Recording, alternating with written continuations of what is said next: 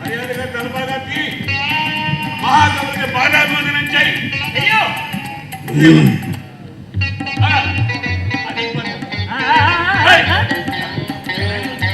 పాగా పాగా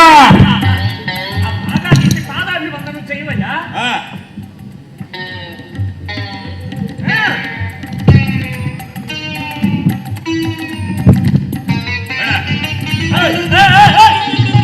నీ ముష్టి బాగా గురువు గారి పాదాల దగ్గర పెడతావు, పట్టుకుపో.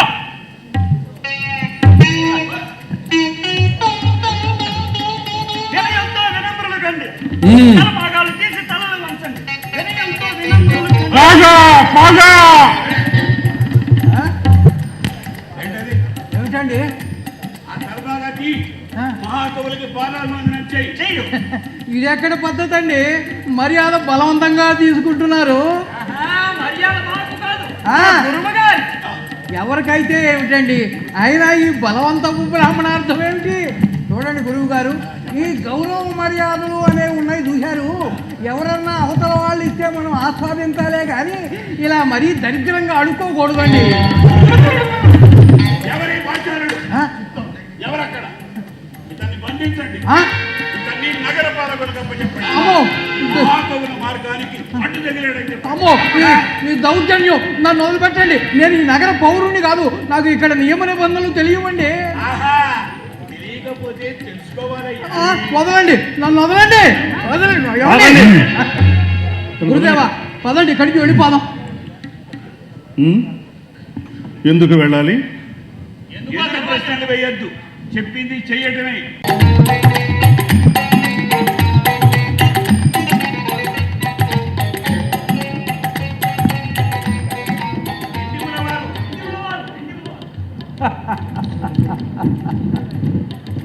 మీ శిష్యుల ఔద్ధత్యం చూస్తూ ఉంటే నన్ను ఎందుకు నిలబడలేదా అని ప్రశ్నించేలా ఉన్నారు. అంత మాట ఎందుకులేండి?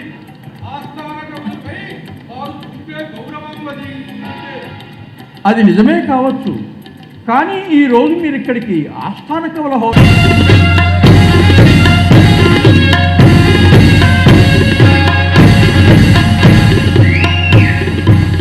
సభా సరస్వతికి నమస్సుమాంజలి. అంతా ఉపవిష్టులు కండు.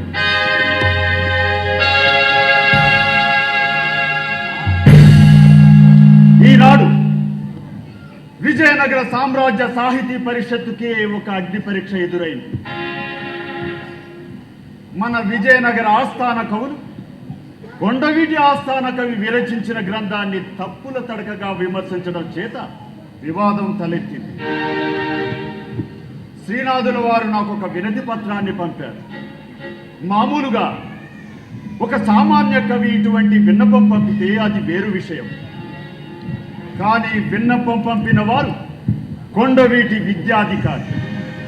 మరుత్రాట్ చరిత్ర, శాలివాహన సప్తశతి, హరవిలాసము, శృంగార నైషధం వంటి అత్యుత్తమ కావ్యాల సృష్టికర్త.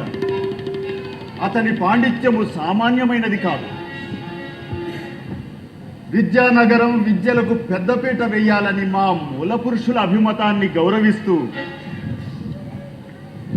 శ్రీనాథుల వారి విన్నపం స్వీకరించటమైనది. శాస్త్ర చర్చలకు ఈ మరోసారి అభినందనలు మహారాజా. మంచిది. ఇక సాహితీ సమరాన్ని చంద్రభూష క్రియాశక్తుల వారిని నడిపించవలసిందిగా కోరుతున్నాము. సభ ప్రారంభమవుతోంది. ధర్మ నిర్ణయానికి విచ్చేసిన విద్యున్మండలి సావధాన చిత్తులు కావాలి. శ్రీనాథ కవి, మీరు రచించిన మానసోల్లాస కావ్యంలో తప్పులున్నాయని అరుణగిరినాథులు అభిప్రాయపడుతున్నారు. మరి అది కనుక వారు రుజువు చేయగలిగితే మరి మీరు జీవిత పర్యంతం సరస్వతి ఆరాధనకు దూరంగా ఉంటానని ప్రమాణం చేస్తున్నాను. అరుణగిరినాథ, మీరు ఏ ఒక్క దోషమైనను నిరూపించలేకపోయినచో మరి మీ బిరుదములను కంచుడక్కను శ్రీనాథుల వారికి సమర్పించడానికి సంసిద్ధులే కదా?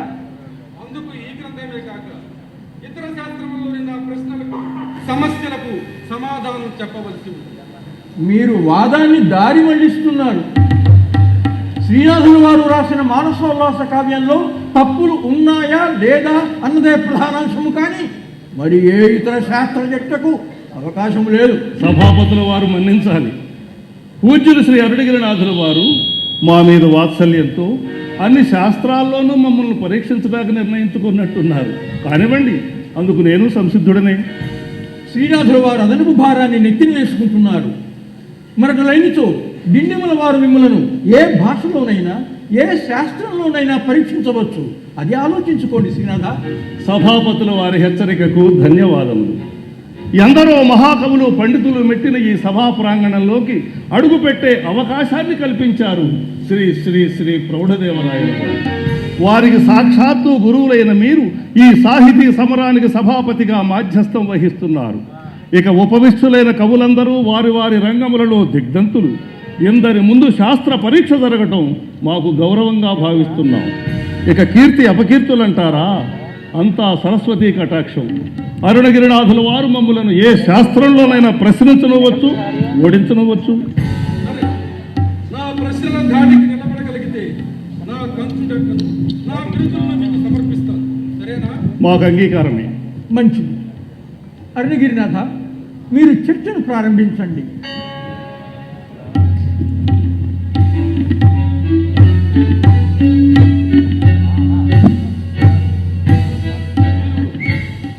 తెలుగు భాష యందు కవిత్వం చెప్పుదురని వింటిది. నేను తెలుగు భాష ఎందే కాదు, సంస్కృతంలోనూ కవిత్వం చెప్పగలను. నా మానసోల్లాస కావ్యం సంస్కృతమే. తెలుగులో మీది ఏ సాంప్రదాయము?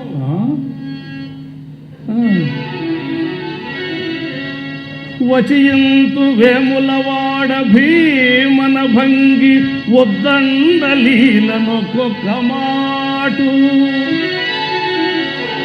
భాషింతు నన్నయ భట్టు మార్గంబున ఉభయవాగ్రౌడినొక్కొక్క మాటు వాకృత్తు తిక్కయజ్వ ప్రకారము రసాభ్యుచిత బంధముగనొక్కొక్క మాటు పరిడవింతు ప్రబంధ పరమేశ్వరునిఠేవ సూక్తి వైచిత్రినొక్కొక్క మాటు ప్రౌఢి పరికింప సంస్కృత భాషయంద్రు అంకులుడికారమున ఆంధ్ర భాషయంద్రు ఎవరేమన్ననంద్రు నాకేమి కొరత, ఎవరేమన్ననందు నాకేమి కొరత, నా కవిత్వం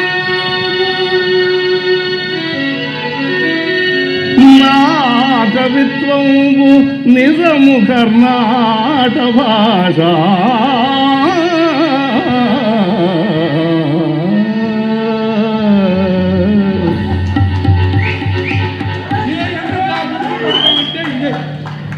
ఇక్కడ రమణరాయల వారి ఆస్థానంలోకి వచ్చారు.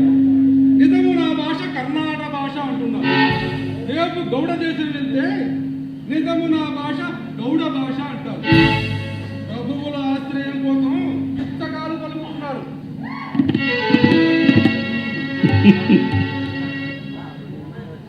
నా కవిత్వము నిజము కర్ణాట భాష. మీరు తెలుగు కవులు, తెలుగులో కావ్యాలు రాశారు, మరి కర్ణాటక భాష అంటారేంటి? నా కవిత్వము నిజము కర్ణాట భాష.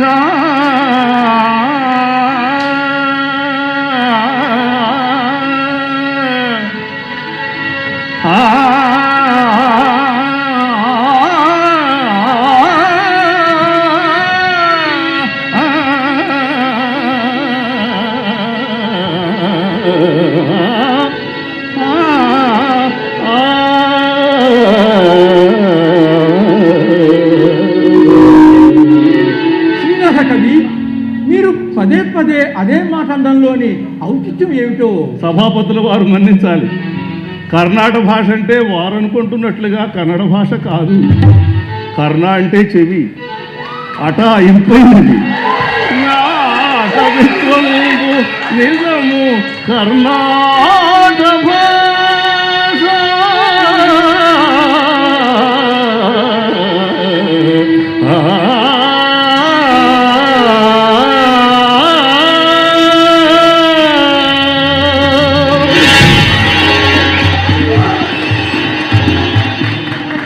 మీరు ఏ ఏ శాస్త్రంలో అధ్యయనం చేసినారు? వ్యాకరణ శాస్త్రం అంటే నవ్రాతరం ఛాందసం దూరాత్ సంకుచితి ఏవ గచ్చతి పునఃఛండాలవత్ తార్కికం కాణాదే నిపుణం నపూంసకమితి జ్ఞాత్వా నిరస్తాదరా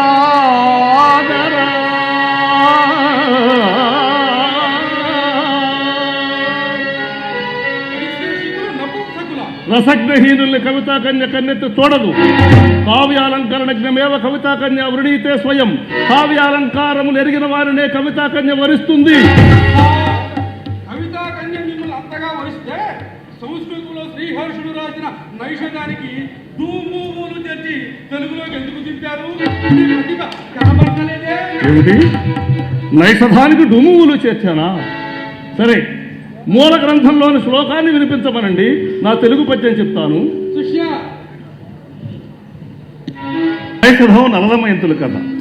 నిషధ దేశాధిపతి నలుణ్ణి విదర్భ రాకుమారి దమయంతిని ఒకటిగా చెయ్యాలని హంస రాయబారం నడిపింది. నలమహారాజు ఆ హంసను పట్టుకున్నాడు. వదలమని నలుని ప్రార్థించింది ఆ హంస. ఈ ఘట్టంలో శ్రీహర్షుల వారు సంస్కృతంలో మదేకపుత్ర జననీ జరాతుర అంటూ శ్లోకాన్ని ఆరంభించారు. నేనిక్కడ శబ్దాన్ని భావాన్ని దృష్టిలో పెట్టుకుని ఈ విధంగా పద్యం చెప్పాను. ప్రాణభయంతో నలమహారాజుతో అంటోంది ఆ హంస, మహారాజా, తల్లి మదేకపుత్రక పెద్ద కన్నులు కానదిప్పుడు మూడు కాళ్ళ ముసలి. మహారాజా, నా తల్లి మదేకపుత్రక పెద్ద కన్నులు కానదిప్పుడు మూడు కాళ్ళ ముసలి. ఇల్లాలు కడు సాధ్వి ఏమియు నెరుగదు పరమ పాతివ్రత్య భవ్య చరిత. వెనుక ముందర లేరు నెనరైన చుట్టాలు లేవడి అంతే జీవనము కానక కన్న సంతానంబు శిశువులు జీవన స్థితికే నతావలంబు. కృపదలం పగదయ్యవో నృపవరేణ్య అభయమీవయ్యవో తుహినాంశు వంశ. కావగదవయ్య అర్ధార్థి కల్పశాఖి నిగ్రహింపకుమయ్య.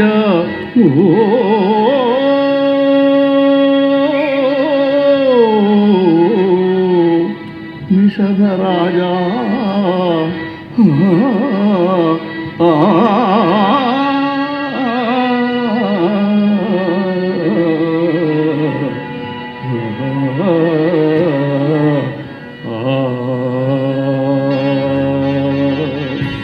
చెప్పండి, ఇందులో డుమ్ములు ఎక్కడున్నాయో మీరే చెప్పండి. లేవు లేవు లేవు లేవు. మీరంతటి మహాకవులే అయితే మానసోల్లాసం లాంటి క్షుద్ర కావ్యం అలంకార భాషలో క్షుద్రకావ్యం అంటే మహాకావ్యం కాదు అని అర్థం, అంతేగాని నీచ కావ్యం అనే అర్థం కాదు. అలాగైతే మహామహులు రాసిన శతకములు, భర్తృహరి సుభాషితములు, ఇంకా అనేక స్తుతి కావ్యములు, చివరకు మీరు రచించిన యోగానంద ప్రహసనం కూడా క్షుద్రకావ్యాలుగానే భావించాలి.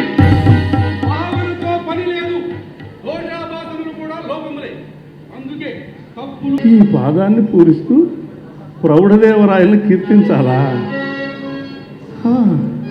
తక్కక ప్రౌఢరాయ వసుధావరు మించిన దానశీలురు ఏ దిక్కునలేరు కర్ణుడు దధీచు కేచరు వేల్పుమాను వెంపెక్కిన కామధేనువు శిబీంద్రులు సైతము మెత్తురు ఎరుగవా కుక్కవో నక్కవో బలివో కోతివో పిల్లివో భూత పిల్లివో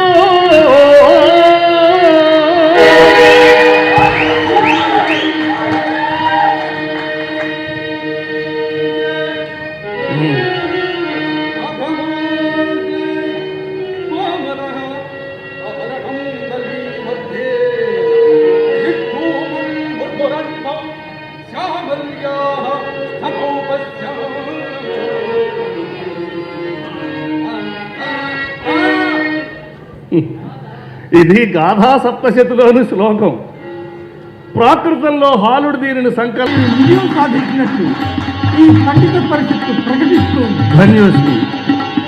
అరుణగిరినాథ, మరి మీ బిరుదములను కంచుడక్కను శ్రీనాథుల వారికి సమర్పించండి. అక్కరలేదు అరుణగిరినాథ. మహారాజా, పండితులకు హృదయ శల్యంగా ఉన్న ఆ కంచు ఢక్కను పగలగొట్టించమని సభాపతుల వారిని వేడుకుంటున్నాను. తథాస్తు తథాస్తు. ఇందులో కూడా నీ హృదయ వైశాల్యం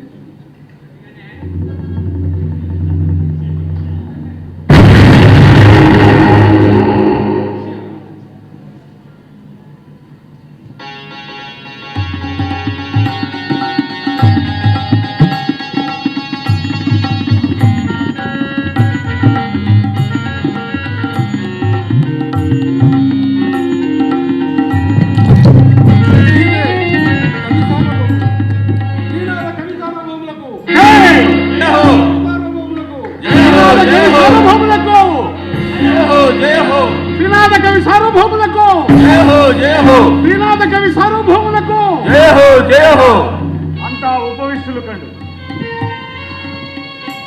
ఇంకా కవిత్వం వినాలని నాకు కోరికగా ఉంది శ్రీనాథ కవి.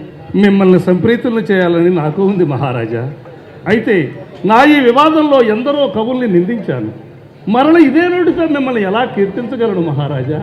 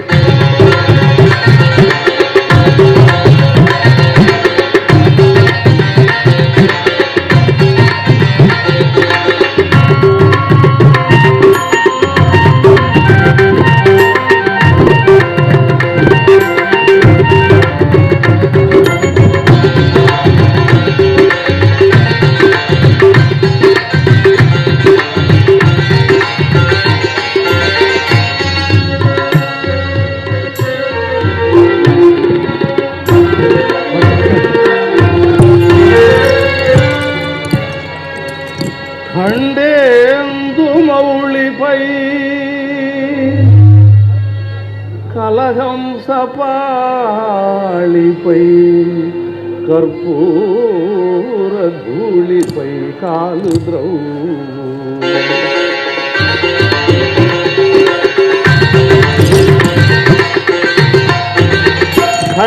ఖండేందుమౌళిపై కలహంసపాళిపై కర్పూర ధూళిపై కాలు ద్రౌ నీటు తామరలపై మహిమంచు గురులపై మల్లరించు జంభారి గజముపై చంద్రికారజముపై చందన ధ్వజముపై సౌకళించు ముత్యాల సరులపై మొల్ల క్రోవిరులపై ముది కల్పతరువుపై మోగరించు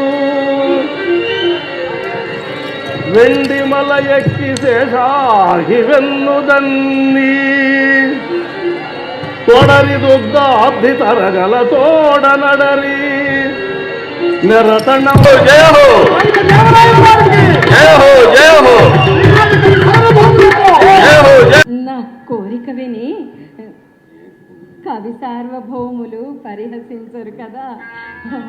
ఎంత మాట చెప్పు శ్రీదేవి, ఏమిటా కోరిక?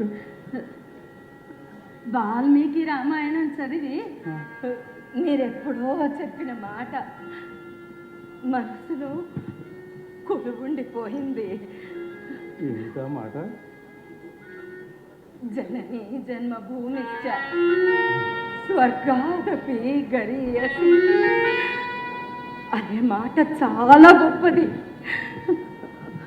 మీతో ఎన్ని ఊర్లు తిరిగినా, ఎన్ని దేశాలు తిరిగినా నాకు మాత్రం కొండవీడు మీదే మక్కువ.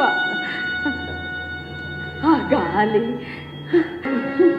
పరరాజ్య పరదుర్గ పరవైభవ శ్రీల కొనకొని విడనాడు కొండవీడు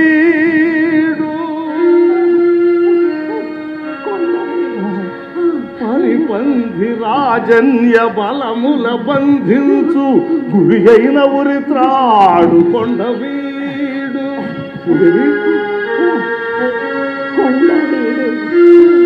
మూడు రాజులకును మోహము పుట్టించు కొమరు మించిన జోదు కొండవీడు. శతుల విక్రమ కళా సాహసం వనరించు కుటిలాత్ములకు గాడు కొండవీడు.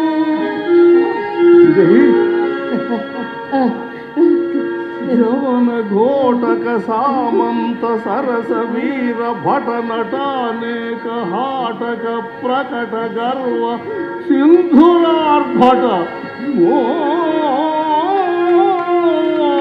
శ్రీలదనరు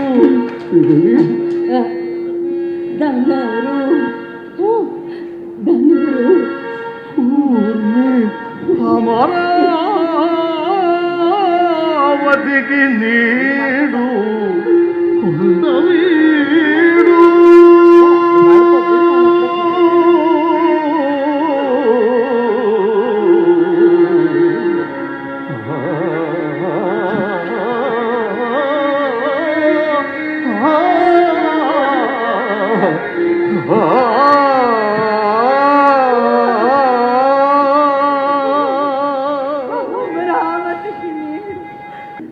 శ్రీదేవి శ్రీదేవి శ్రీదేవి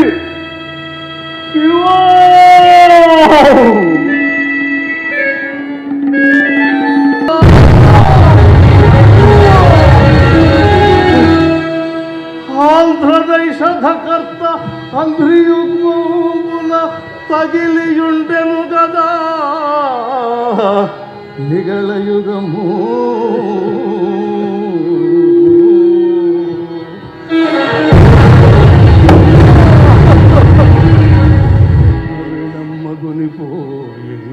ఫలము బిలబిలాక్షులు తినిపోయే పిల్లలు పెసలు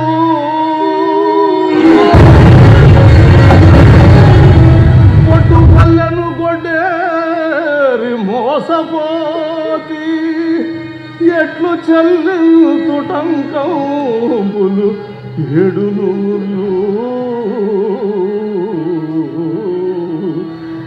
ఎట్లు చెల్లింతు టంకంబులు ఏడును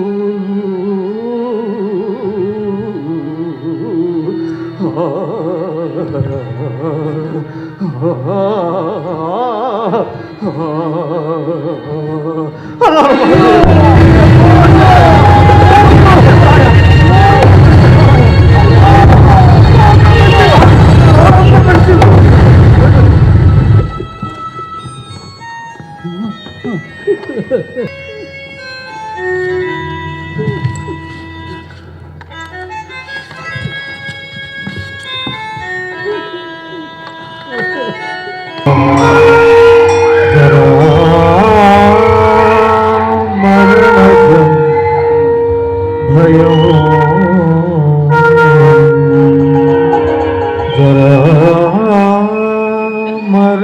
సహజం భయం.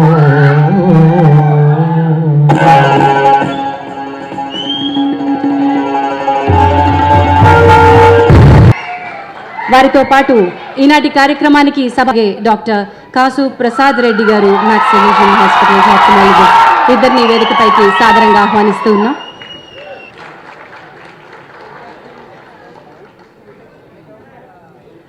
స్థాపించి అప్పటి నుంచి జాతీయ పురస్కారాన్ని సారిపల్లి కొండలరావు గారు సాంస్కృతిక బంధు వారిని వేదికపైకి సాదరంగా ఆహ్వానిస్తూ ఉన్నాం.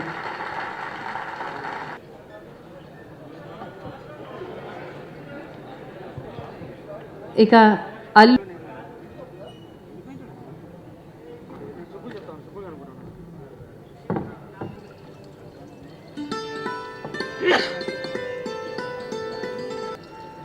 కార్యక్రమాన్ని జ్యోతి ప్రజ్వలనతో ప్రారంభించాల్సిందిగా వేదికపై ఉన్న అతిథులందరినీ ఆహ్వానిస్తున్నాం. జ్యోతి ప్రజ్వలన చేసి పద్మశ్రీ స్వర్గీయ డాక్టర్ అల్లు రామలింగయ్య గారి చిత్రపటానికి పుష్పాంజలి ఘటించాల్సిందిగా కోరుతున్నాం.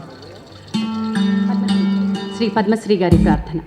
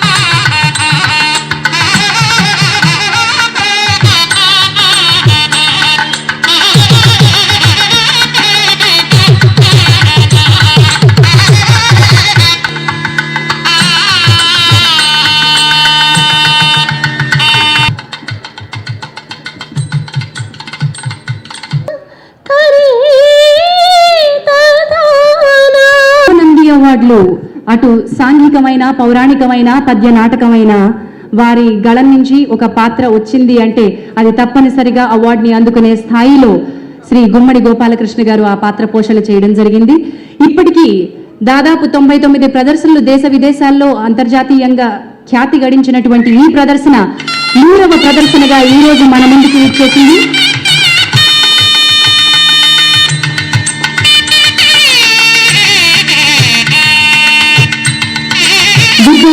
శ్రీ మల్లాది కుటుంబ శర్మ గారు కార్యక్రమంలో అందరినీ కూడా మెమెంటోతో సత్కరించడం జరుగుతుంది.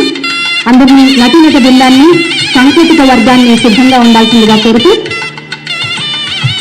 దుగ్గన్నగా మల్లాది కుటుంబ శర్మ గారు,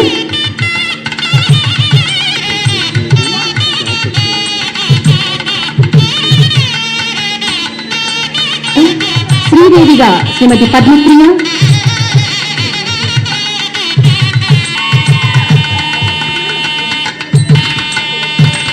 పెదకోమటి వేమారెడ్డిగా జి సుధాకర్ బాబు,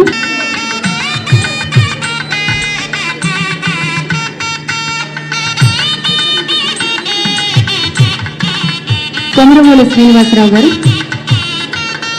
దిండిముడు శ్రీ దాసరి శివాజీరావు గారు, నిమ్మకవి గోపరాజు రమణ,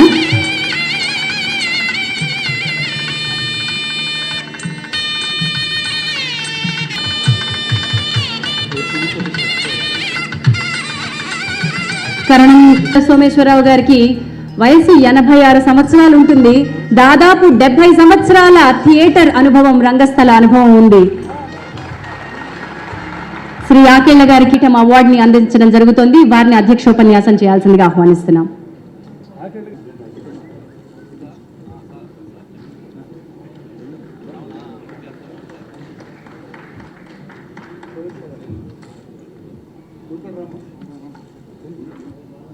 మనం తెరపై చూడొచ్చు.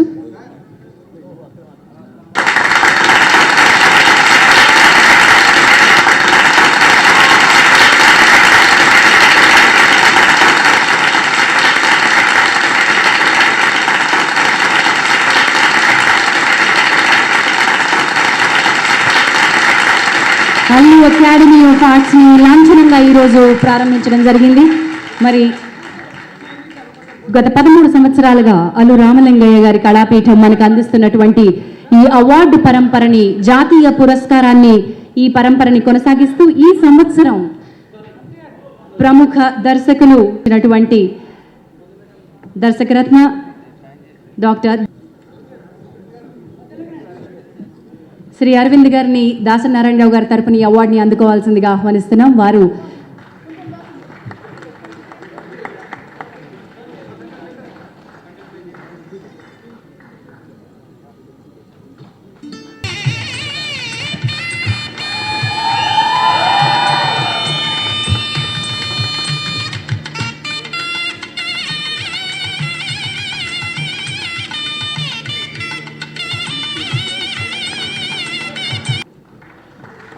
చిరు సత్కారం గజమాలతో. అంటే జెస్చర్ చిన్నదే కానీ ధన్యవాదాలు పెద్దవి, పెద్ద మనసు ఇస్తున్నారు శ్రీ అల్లు అరవింద్ గారు. గట్టిగా చప్పట్లతో అల్లు రామలింగయ్య గారి అభిమానులకు నా నమస్కారాలు. నేటి కార్యక్రమానికి ముఖ్య అతిథి పూర్వ కేంద్ర మంత్రివర్యులు, రాజ్యసభ సభ్యులు, పద్మభూషణులు, మెగాస్టార్ డాక్టర్ చిరంజీవి గారికి, సభా ప్రారంభకులు, మన తెలంగాణ రాష్ట్ర మంత్రివర్యులు మాన్యశ్రీ జి జగదీశ్వర్ రెడ్డి గారికి నమస్కారాన్ని గౌరవనీయులు దాసరి నారాయణరావు గారికి అందించే కార్యక్రమం సందర్భంగా ఏర్పాటు చేసుకున్న సభాధ్యక్షులు కొండలరావు గారు, ముఖ్య అతిథిగా వచ్చేసిన పెద్దలు, వాస్తవానికి మిగతా ఏ పదవులు చెప్పినా తక్కువే కానీ మెగాస్టార్ ఒక్కటే ఎప్పటికీ ఉండేది, మెగాస్టార్ చిరంజీవి గారు. కేంద్ర మంత్రి అయినా ఇంకొకటైనా మేము చిన్నవే.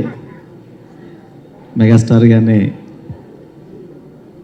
ఎన్నో లక్షలాది మంది హృదయాలను కొల్లగొట్టిన చిరంజీవి గారు. ఓకే, కోట్లాది మంది, రైట్.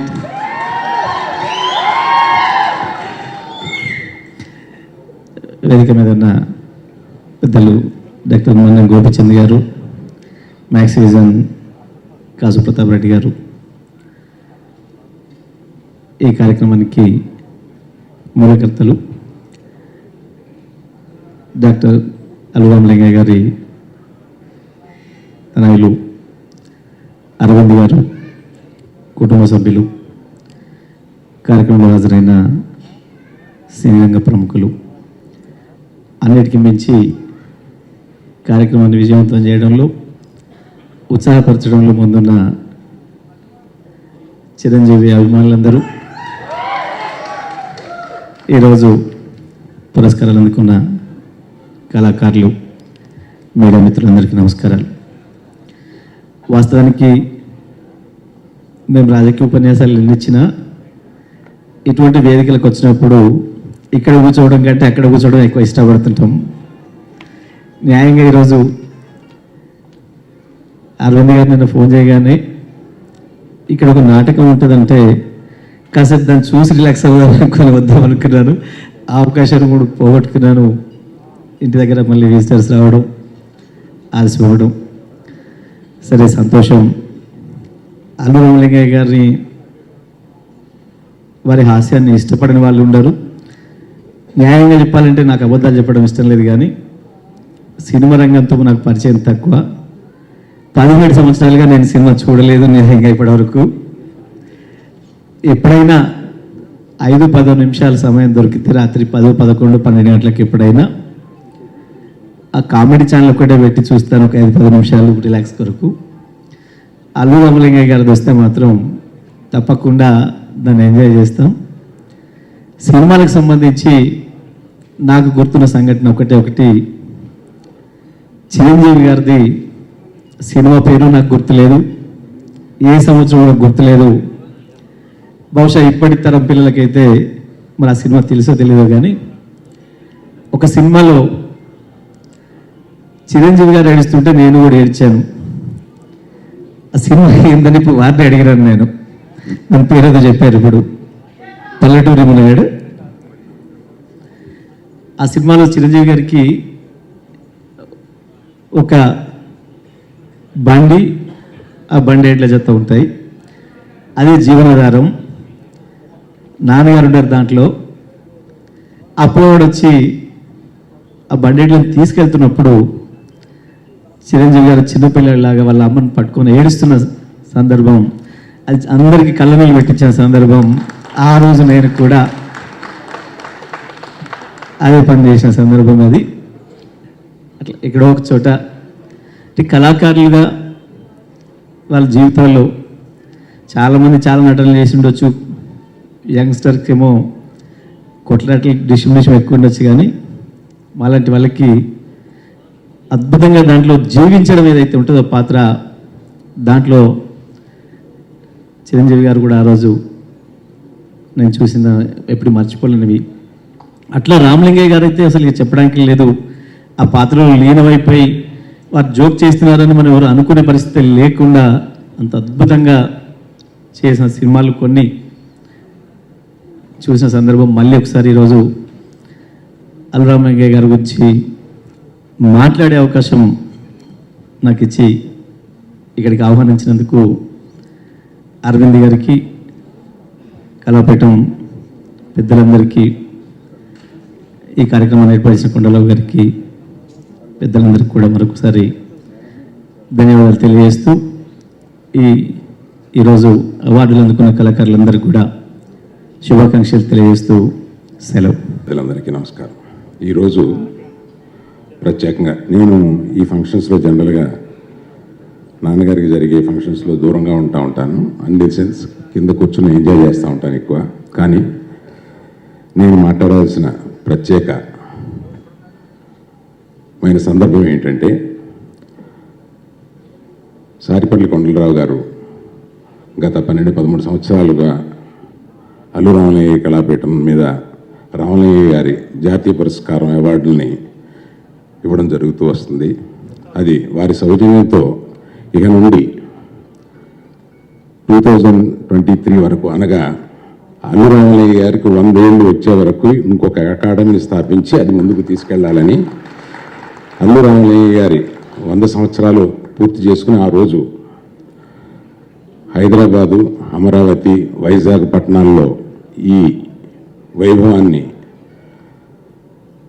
ఆయన 100వ పుట్టినరోజు సందర్భంగా జరిపించాలనే కోరికతోటి, ఆ కోరికను మన కుటుంబ సభ్యులందరూ వ్యక్తపరిచేటప్పటికీ సారిపల్లి కొండలరావు గారి దగ్గరికి వెళ్ళి, అయ్యా మీ కళాపీఠం తరపున మీరు చేస్తున్న ఈ కార్యక్రమాన్ని ఇక నుండి మాకు అందజేస్తే మేము మీ సౌజన్యంతో మీ తలమానికి కానీ దీన్ని కొనసాగిస్తూ అల్లు అకాడమీ ఆఫ్ ఆర్ట్స్ కింద ఇంకా కొన్ని మంచి కార్యక్రమాలు కూడా చేయాలనుకుంటున్నాం. ప్రతిసారి మనం ఈ ఫంక్షన్ ఒక సన్మానం, ఒక సభ, ఆ సన్మాన గ్రహీత గురించి మాట్లాడడంతో ఇట్లాగా ఒక రొటీన్గా జరుగుతున్న దానికి కొంచెం భిన్నంగా చేయాలని చెప్పి అల్లు రామలింగయ్య గారి మీద ఒక సంస్థ స్థాపించినప్పుడు ఆయన 1952లో, అనగా సుమారుగా 65 సంవత్సరాల క్రితం ఆయన ఓ పెట్టి పట్టుకుని మద్రాసు పట్టణం చేరి ఒక ఆర్టిస్ట్ అవ్వాలని చెప్పి ఆయన తీసుకున్న ఆ రిస్క్ వల్ల 3 జనరేషన్స్గా మేము ఇంకా దాన్ని పట్టుకుని, ఆ కళను పట్టుకుని మేము వేలాడుతూ ఉన్నాం.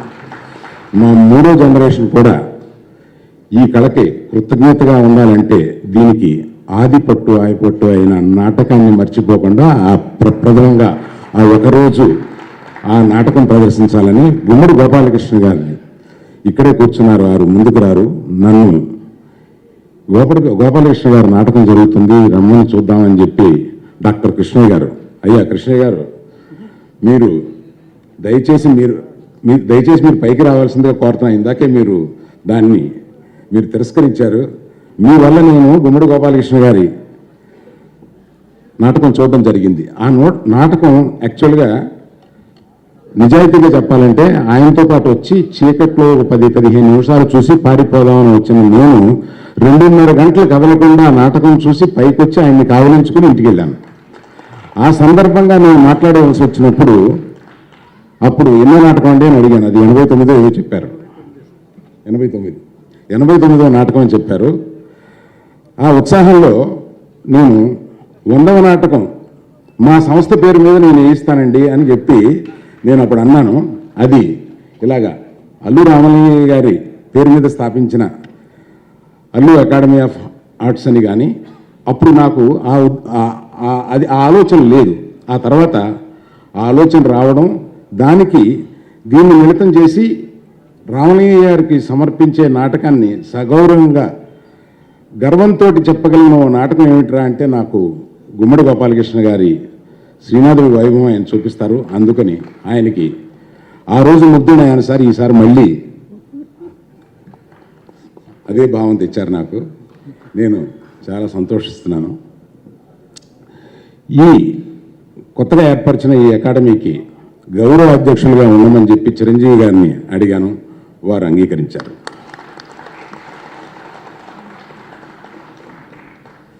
సో దీని మీద ఇక నుండి చేయబోయే కార్యక్రమాలు కానీ మంచి పనులు కానీ త్వరలో మేము చెప్తాము.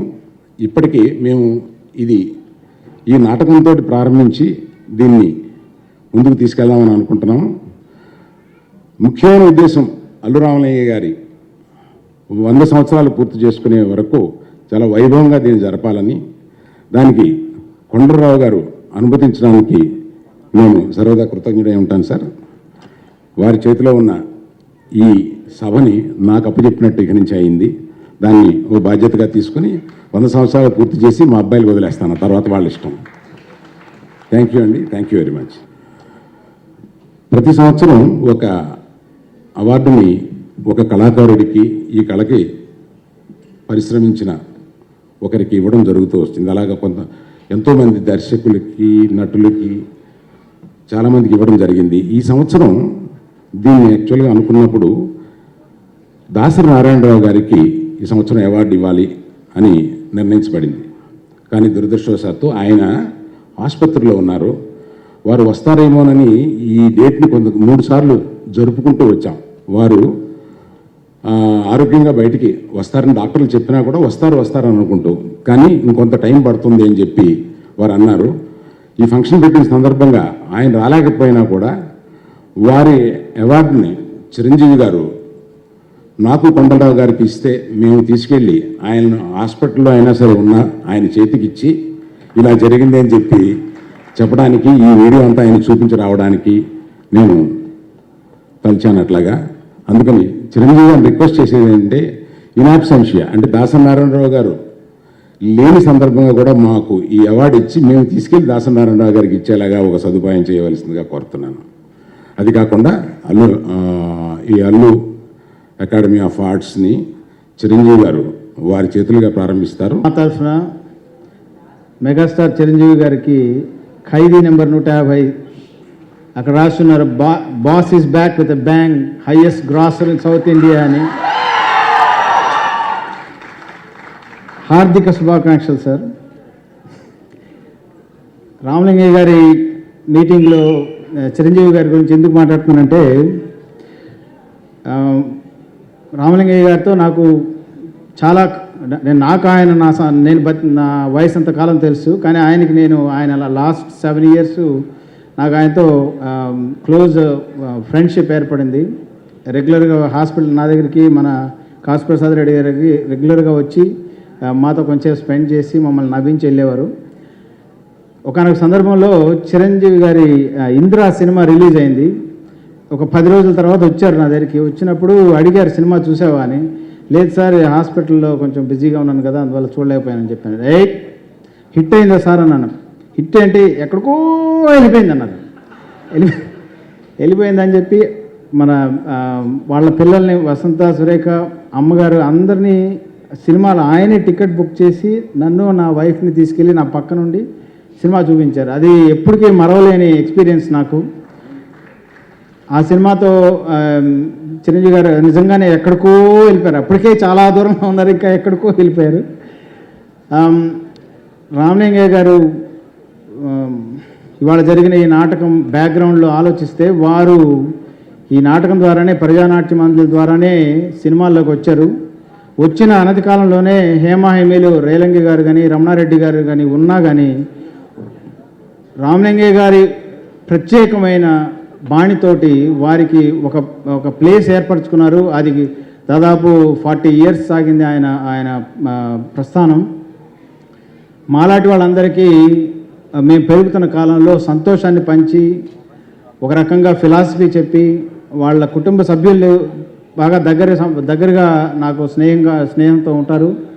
వారిని అందరినీ చూస్తే ఆయన కల్చర్ ఏమి ఇచ్చారనేది ఆలోచిస్తే చిరంజీవి గారు కూడా ఎప్పుడు చెప్తుంటారు, పెదవి దాటని మాట ప్రభువు నీకు, పెదవి దాటిన మాట ప్రభువు నీకని. అది ఆయన ఎంత ఎదిగినా కానీ ఒదిగుంటాం అనేది నేర్పించారు.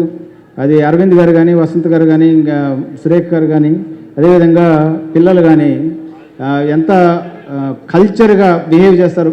పల్లెటూరు నుంచి వచ్చారు ఆయన. మరి ఆయన ఎట్లా అబ్జర్వ్ చేసుకున్నారో తెలియదు. ఆయన పెంచిన పద్ధతి, ఆయన ఇచ్చిన కల్చరు ఇవాళ మనం చూస్తున్నాం. తల్లిదండ్రులు బతికున్నప్పుడే మర్చిపోయే పిల్లలున్న ఈ కాలంలో ఆయన పోయి 13 ఏళ్ళైనా కానీ ఆయన జ్ఞాపకార్థం ఆయన స్నేహితులు కుటుంబ సభ్యులు ఇలాంటి కళాపీఠం పెట్టి అదేవిధంగా ఆయనకి అత్యంత ఆప్తమైనటువంటి నాటకం దాన్ని మళ్ళా రిజరెక్ట్ చేయడానికి Allu arts academy of arts స్థాపించి దాన్ని 100 సంవత్సరాలు దీన్ని నడిపించడం అనేది చాలా చాలా అప్రిషియేట్ చేయాల్సిన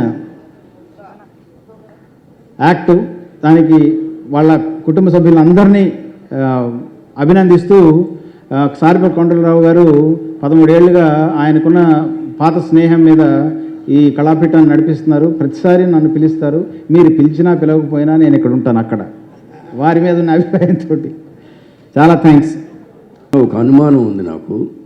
ఇప్పుడు నేను గోపిచందు ఒక 5 సంవత్సరాలు ఆపరేషన్స్ చేయకుండా మళ్ళీ ఆపరేషన్ చేస్తే మీలో ఎవరైనా మా దగ్గర చేయించుకుంటారా? కానీ 8 సంవత్సరాల తర్వాత చిరంజీవి గారు వచ్చి చేసే స్టెప్స్ చూస్తుంటే అప్పుడు అర్థమైంది డాక్టర్ ఏంటి, యాక్టర్ ఏంటని. కాబట్టి ఈ కుటుంబంతో ముఖ్యంగా అల్లు రామలింగయ్య గారితో నాకున్న బంధుత్వం అనండి, స్నేహితం అనండి, మీరేమైనా అనుకోవచ్చు, కానీ ఆయన్ని 2 కోణాల నుంచి నేను చూడగలిగాను. ఆయనతో నాకు పరిచయము నేను మెడ్రాస్లో ఎంఎస్ జనరల్ సర్జరీ చేసే రోజుల్లోనే ఆయనతో నాకు పరిచయం. ఆయన గొప్ప విషయం ఏంటంటే మనందరికీ తెలిసిన విషయం, ఆయన ఒక హాస్య నటుడు, గొప్ప హాస్య నటుడు. స్క్రీన్ మీద నేను చూసిన హాస్యం నిజ జీవితంలో. నాకు 23 ఏళ్ళ కొడుకు యాక్సిడెంట్లో పోయే ముందు వాడు ఒక రకమైన డిప్రెషన్లో ఉండేవాడు. ఈయన ప్రతిసారి నా క్లినిక్ వచ్చి అట్లాంటి మనిషిని వాడు ఈ రోజు నేను ఎప్పుడైనా నా కొడుకుని తలుచుకుంటే, వాడు నవ్వు తలుచుకుంటే నాకు అల్లు రామలింగయ్య గారు ఒక్కళ్ళే నవ్వించారు వాడిని నిజ జీవితంలో. అందుకని ఆ రోజు రామలింగయ్య గారి కుటుంబం, ఈరోజు మెగాస్టార్ చిరంజీవి గారి కుటుంబం, ఈ కుటుంబానికి నన్ను దగ్గర చేసిన దేవుణ్ణి I should be thankful. I think ఇంకో విషయం, ఎక్కువగా మీ టైం వేస్ట్ చేయకుండా, నేను గోపిచంద్ గారి గురించి చెప్పక్కర్లేదు. చాలా గ్రేట్ డాక్టర్. హార్ట్ కళ్ళు లేకపోయినా పర్లేదు, హార్ట్ ఆగిపోతే ఏమీ చేయలేం. ఆయన మాలాగనే ఒక గొప్ప డాక్టర్ అల్లు రామలింగయ్య గారు. కొన్ని ఎలోపతిలో మేము చేయలేని పనులు, మేము క్యూర్ చేయలేని కొన్ని డిసీజెస్ ఆయన సింపుల్గా చేసేవారు. పైగా నాకు ఆయనకి చాలా డిస్కషన్స్ జరిగాయి. ఎలోపతి, హోమియోపతి, ఆయుర్వేదిక్, ప్రతి మెడిసిన్లో కూడా అడ్వాంటేజెస్, కష్టాలు, నష్టాలు. ఆయనకి అంత నటన మీద ఎంత ప్రేమ ఉందో ఆ హోమియోపతి మెడిసిన్ మీద కూడా ఆయనకి అంత ప్రేమ ఉందనే విషయం నాకు బాగా అర్థమైపోయింది. ఆఖరి క్షణం దాకా ఆయనతో చాలా విషయాలు అన్నీ చెప్పుకోవాలంటే సమయం కూడా సరిపోదు. మీరందరూ నాకు డబ్బులు ఇస్తారనుకుంటా ఆ ప్లేస్ ఇస్తే. రెండవది, ఈ నాటకం నా జీవితంలో అసలు అటు తెలుగు ఇటు ఇంగ్లీషు రాకుండా పెంచేశారు మా పేరెంట్స్. సో అట్లాంటిది నేను ఎప్పుడు నాటకాలు చూడలేదు. విన్నాను, గోపీచంద్ గారు నాకన్నా ఎక్కువ నాటకాలు చూశారు ఆయన, కానీ విన్నాను. రక్త కన్నీరని ఏదో చిన్నప్పుడు వింటమే కానీ చూడలేదు. ఇదే ఫస్ట్ టైం చూడటం. మరి గుమ్మడి గారి my God, I mean that's unbelievable. అసలు ఎట్లా ఆయన గుర్తుపెట్టుకుని పాడిన పద్యాలు కనుక నేను గుర్తుపెట్టుకుని ఉంటే ఆ రోజు ఎనాటమీలో తప్పేవాడిని కాదు. అరవింద్ గారు ఎక్కువ తిడుతుండేవారు, అది వేరే విషయం. చిరంజీవి గారిని తెగ పొగిడేవారండి, మమ్మల్ని పొగిడేవారు. సో ఇదేంటంటే అకాడమీ లాగా ఒక నాటకాన్ని వేయించడం. ఇవాళ ఎన్టీఆర్ రంగస్థల పురస్కారం పొందిన గుమ్మడి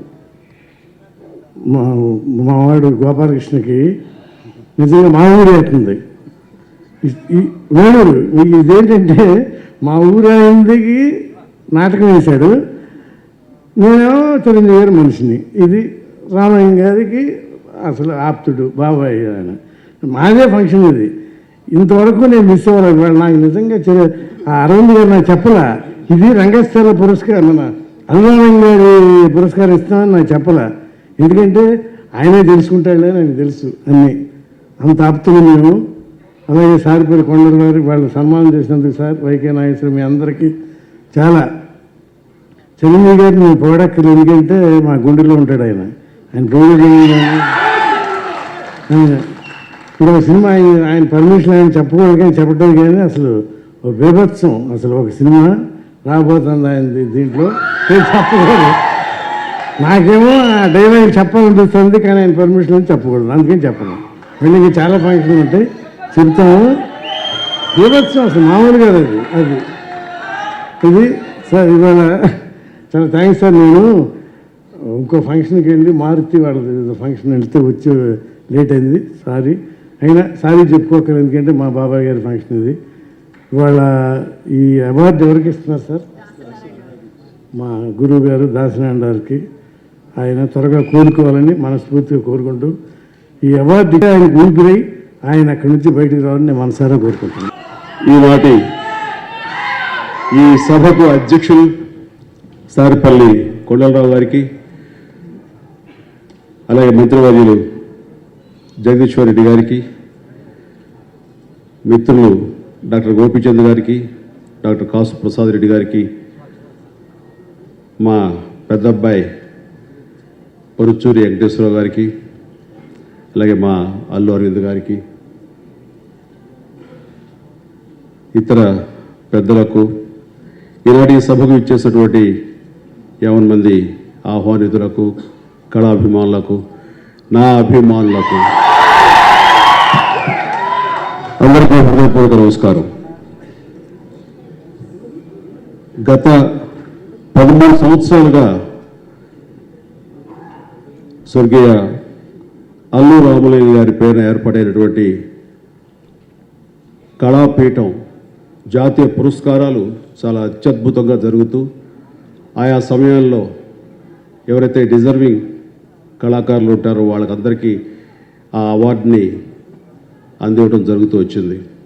ఇది చాలా చాలా సంతృప్తినిచ్చేటటువంటి కార్యక్రమంగా మా ఫ్యామిలీ మెంబర్స్ అందరం భావిస్తుంటాం. మనిషిగా పుట్టిన తర్వాత మన సంస్కారం తెలియజెప్పుకోవడానికి గీటు రాయిగా 2 విషయాలు ఉన్నాయి. ఒకటి, మన మధ్య లేనటువంటి పెద్దల్ని గుర్తు చేసుకోవటం. 2, మన మధ్య ఉన్న పెద్దల్ని గౌరవించుకోవటం. ఈ రెండు కార్యక్రమాలు ఈ రోజున నా సమక్షంలో నా చేతుల మీదుగా జరగడం అనేది నాకు చాలా చాలా సంతృప్తిగా ఉంది. ఒకటి, రామలింగ గారిని అందరం మా అనుభవాలతోటి వారిని గుర్తు చేసుకోవటం, అది వారికి మనం ఇచ్చే నివాళి, గౌరవం. అలాగే పెద్దలు దాసరి నారాయణరావు గారికి ఈ జాతీయ పురస్కారం వారికి ఇచ్చే ప్రయత్నం చేయటం అన్నది అది ఒకటి చాలా చాలా సంతృప్తిగా ఉంది. అది పెద్దల్ని గౌరవించుకునేటువంటి ప్రక్రియ. వారు హాస్పిటల్లో ట్రీట్మెంట్లో ఉన్నారు. వారు త్వరగా కోలుకోవాలని, మళ్ళీ మన మధ్యకు రావాలని, ఇలాంటి ఫంక్షన్లో వాళ్ళు పార్టిసిపేట్ చేయాలని, చేస్తారని ఆశాభావంతో ఆ భగవంతుని ప్రార్థిస్తూ వారి ఆరోగ్యం త్వరగా చేకూరాలని నేను కోరుకుంటున్నాను. ఈ రోజున రామలింగ గారికి, దాసరి గారికి ఉన్న అనుబంధం గురించి చెప్పుకోవాల్సి వస్తుంది. ఈనాటిది కాదు, గీతా ఆర్ట్స్ ప్రారంభ దశలో, అంటే 2వ సినిమాకి దర్శకులు శ్రీ దాసరి నారాయణరావు గారు, మా ఊళ్ళో మహాశివుడు.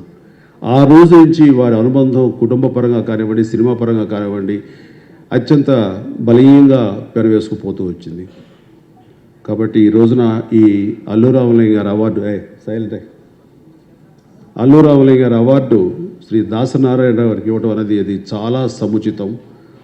అది చాలా అందరికీ సంతృప్తించేటువంటి గొప్ప విషయం. ఆయన గీతార్ట్స్ ఈ రోజుకి ఇంత అద్భుతంగా వెళుతుంది. ఈ రోజుకి నెంబర్ 1 సంస్థగా ఈ ఫిలిం ఇండస్ట్రీలో ఉంది అంటే దానికి కారణం శ్రీ దాసరి నారాయణరావు గారు ఆనాడు వేసినటువంటి పునాది అని నేను భావిస్తున్నాను.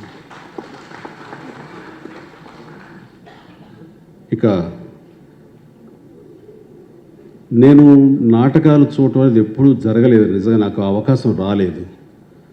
నాటికలు కొన్ని చూశాను. కొన్ని కళా పరిషత్తు, నేను వెస్ట్ గోదావరి నర్సాపురం దగ్గర బీకాం చదువుతున్నప్పుడు కొన్ని కళా పరిషత్తులో సాంఘిక నాటకాలు చూశాను. అయితే ఈ రకమైన పౌరాణిక నాటకం, హిస్టారికల్ నాటకం ఇలా చూడటం అనేది నాకు ఇదే ఫస్ట్ ప్రప్రథమం.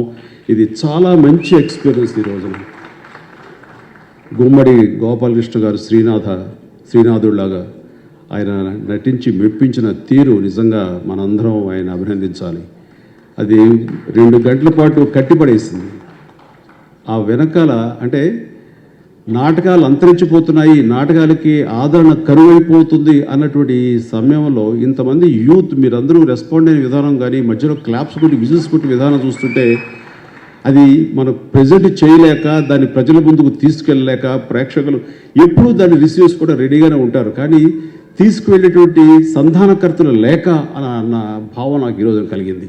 అలాంటి ప్రయత్నం ఈ రోజున ఈ అల్లు రామలింగ గారి కళాపీఠం ఈ రోజు నుంచి అల్లు అకాడమీ ఆఫ్ ఆర్ట్స్గా మారినటువంటి ఈ సందర్భంలో అది ఇక్కడ ప్రదర్శించటం, ఇంతమంది యొక్క అభిమానాన్ని చూరగొనటం, ఇది నిజంగా చాలా చాలా బాగుంది. ఎందుకంటే రామలింగ గారి మూలాలకు వెళ్తే కనుక ఆయన నాటకాల నుంచి వచ్చారు, ప్రజానాట్య మండలి నాటకాల నుంచి.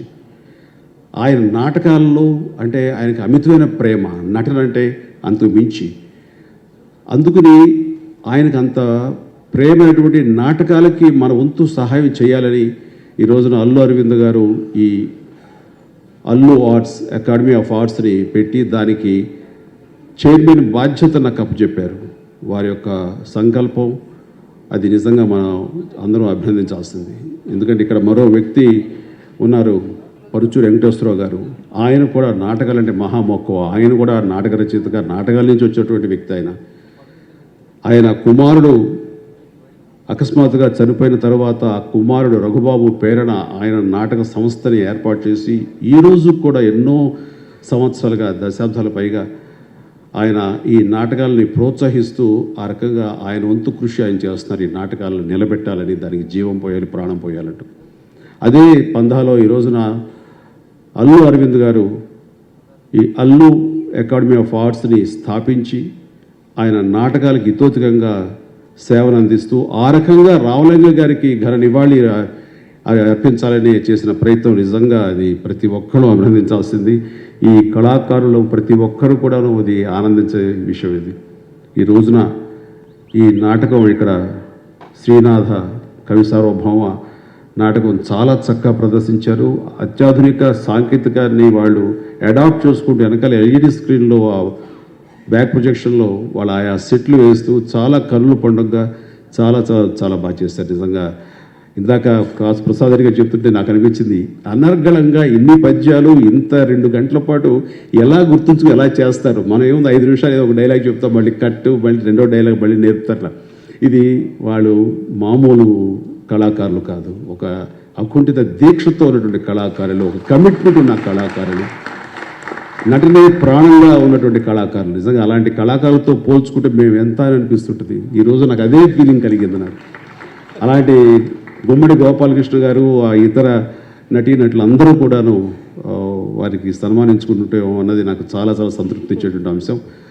వారు నా అభిమానులు అంటూ ఈ రోజున ఇక్కడ రావటం అంటే కనుక నేను చాలా చాలా గర్వపడుతున్నాను, చాలా ఆనందపడుతున్నాను. వారికి ఈ సభాముఖంగా గుమ్మడి గోపాలకృష్ణ గారికి, ఆ నాటకంలో ఉన్నటువంటి సాంకేతిక బృందానికి, అలాగే నటీనటులకు పనిచేసిన ప్రతి ఒక్కరికి మా అల్లు అకాడమీ ఆఫ్ ఆర్ట్స్ తరఫున నా హృదయపూర్వక అభినందనలు తెలియజేస్తున్నాను.